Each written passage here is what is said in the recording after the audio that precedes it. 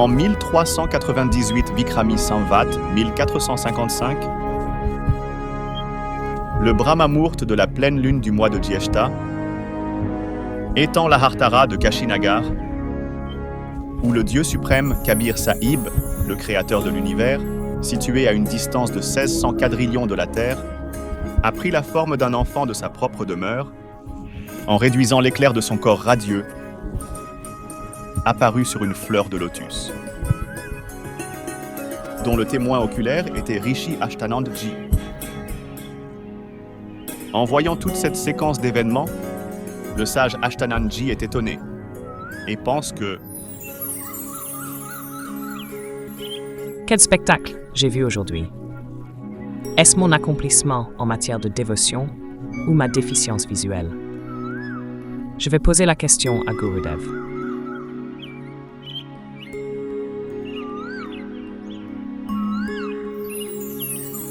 le Gurudev de Rishi Ashtanandji était Swami Ramanandji, qui était un adorateur de Vishnuji et avait l'habitude de propager le chemin Vaishno,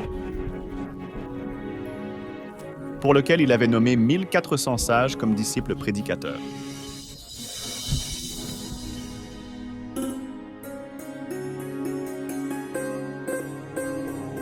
Salutations, Gurudev.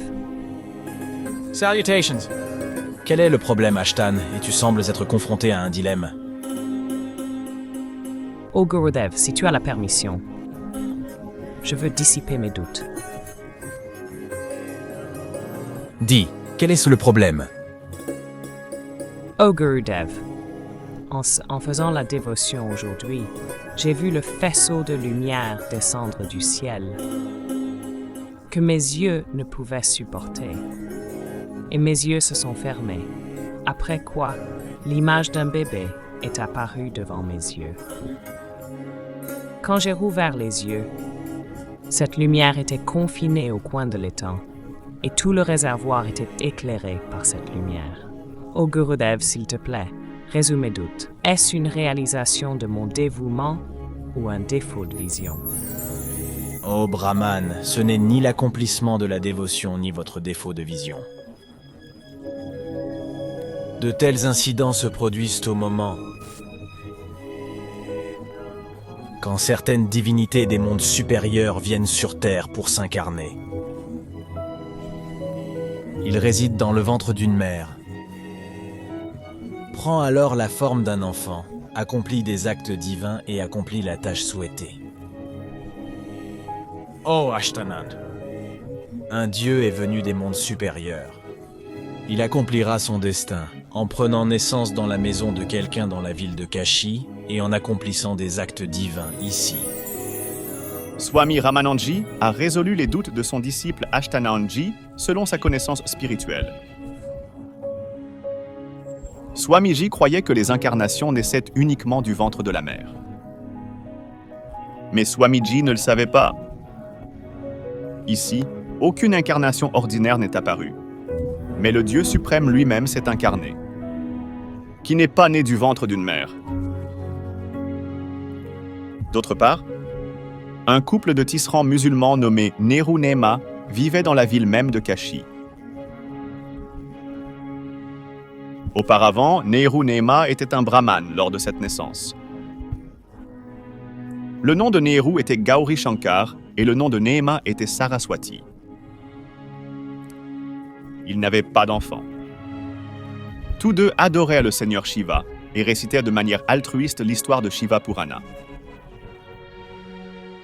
Voyant ce service désintéressé et cette promotion croissante de l'hindouisme, tous deux ont été convertis de force à l'islam par le peuple musulman. Après quoi d'autres brahmanes pandis de religion hindoue les ont déclarés musulmans et les a arrêtés pour réciter des histoires et se baigner dans le Gange, après quoi Nehru et Nima ont commencé à se rendre quotidiennement à l'étang de l'Ahartara pour prendre un bain. Nehru Nima est peut-être devenu musulman, mais ils avaient une foi inébranlable dans le Seigneur Shankarji. Comme chaque jour, même aujourd'hui à Brahma Muhurta, Nehru et Nema allaient prendre un bain dans l'étang de l'Ahartara. n'ayant pas d'enfant, Nima pleurait et priait son seigneur Shankar pour que...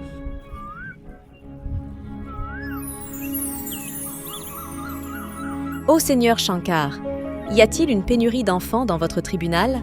Si tu m'avais donné un enfant aussi, je serais devenue une partie de ce monde. Nima, nous n'avons pas d'enfant dans notre destin. Si nous l'avions fait, Dieu l'aurait déjà donné. Tu ne pleures pas. En pleurant ainsi, vous vous gâterez les yeux. Nous n'avons même pas quelqu'un pour nous tenir la main dans ce monde. De cette façon, Nehru et Nema, tout en discutant, atteignent l'étang de la Hartara, où Dieu était déjà apparu sur la fleur de lotus. Nema sort d'abord de l'étang après avoir pris un bain, puis plus tard, Nehru entre dans l'étang pour prendre un bain. Pendant que Nehru prend un bain, Nima revient sur le rivage pour laver ses vêtements. Et elle voit quelque chose bouger sur la fleur de lotus devant elle. Après avoir vu ça, Nima pense que le serpent bouge les pieds.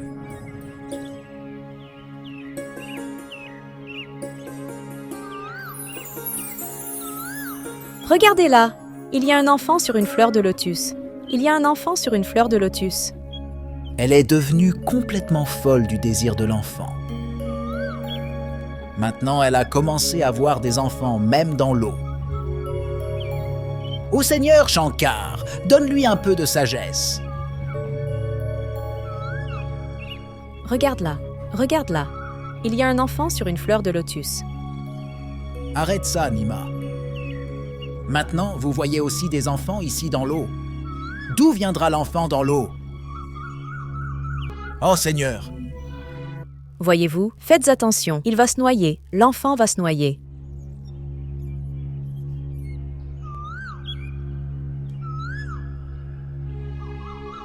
Je ne sais pas qui est cet enfant. Si nous partons avec cet enfant, les habitants de la ville demanderont à qui avez-vous volé l'enfant. Si nous disons au public que nous avons trouvé cet enfant sur une fleur de lotus, personne ne le croira. Ils nous arracheront également l'enfant, et après nous avoir battus, ils nous expulseront également de la ville. Maintenant, nous n'avons plus de contact avec les hindous. Et nous ne savons pas grand-chose de cela avec les musulmans.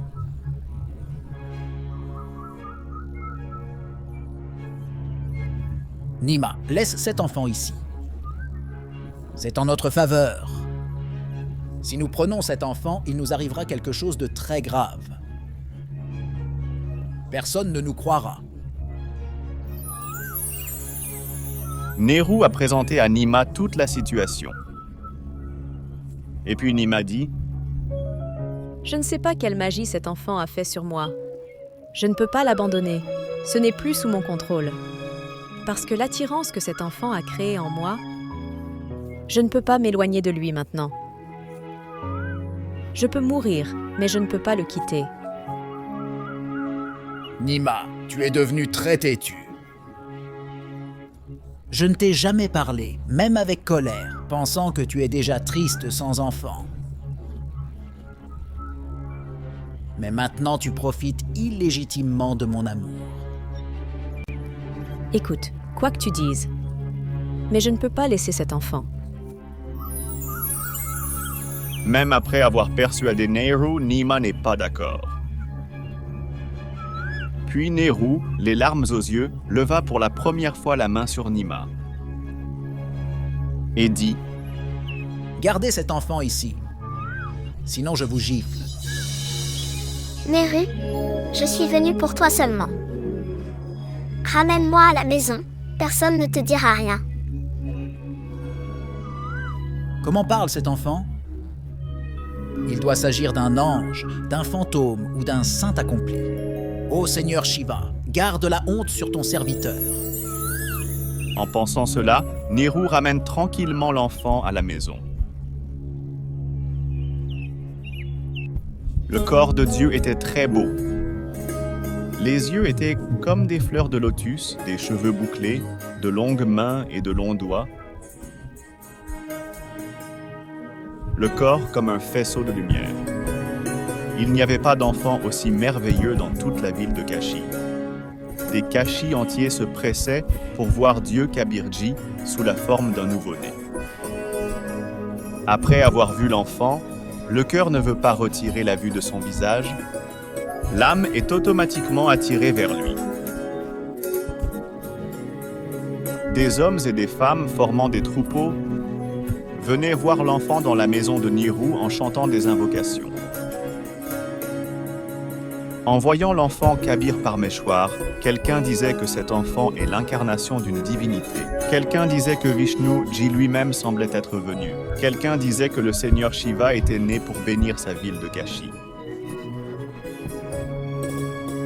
Les gens inventèrent les choses selon leur propre compréhension. En entendant tout cela, Nima est mécontente. Ne dites rien de mon enfant. Avez-vous déjà vu un enfant ou non? Des groupes de telles personnes viennent voir mon enfant? Oh, Nema!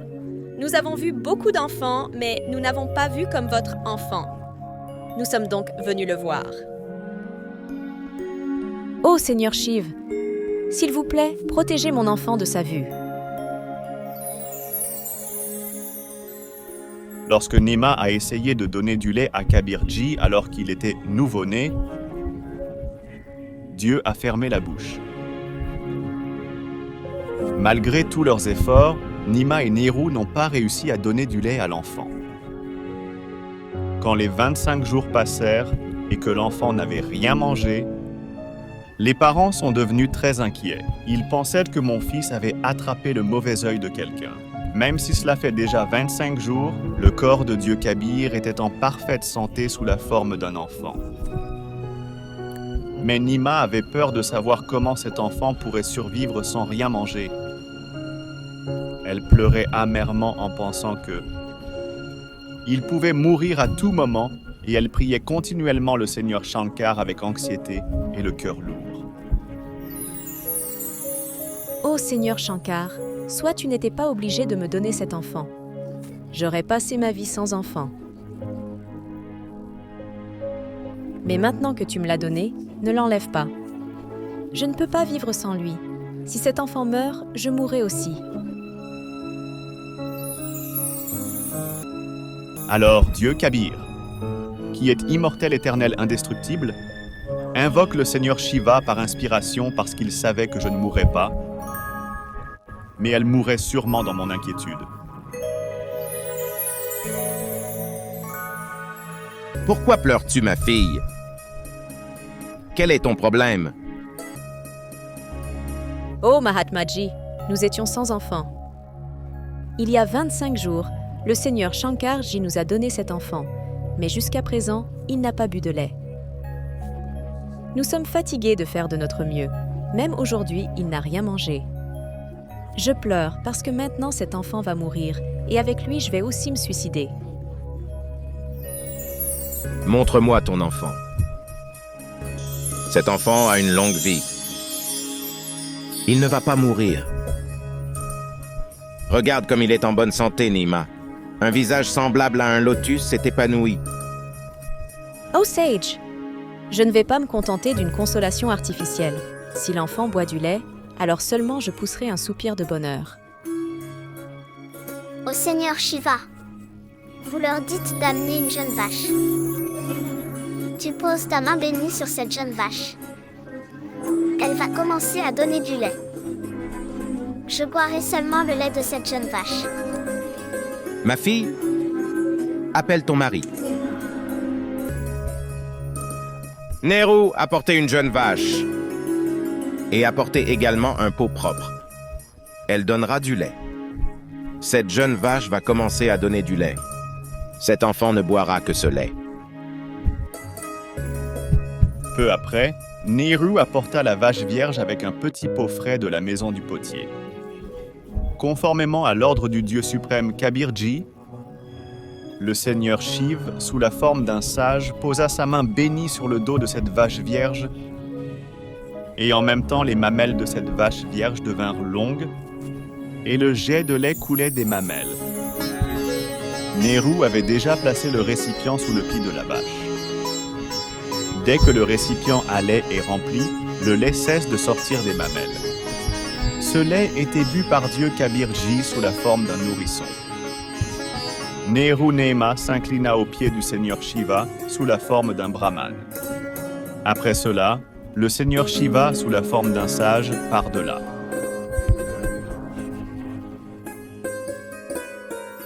Auparavant, Nehru et Nema étaient des brahmanes hindous. Les brahmanes, par cupidité, sont venus à la maison de Nehru pour avoir donné un nom au Seigneur suprême sous la forme d'un enfant.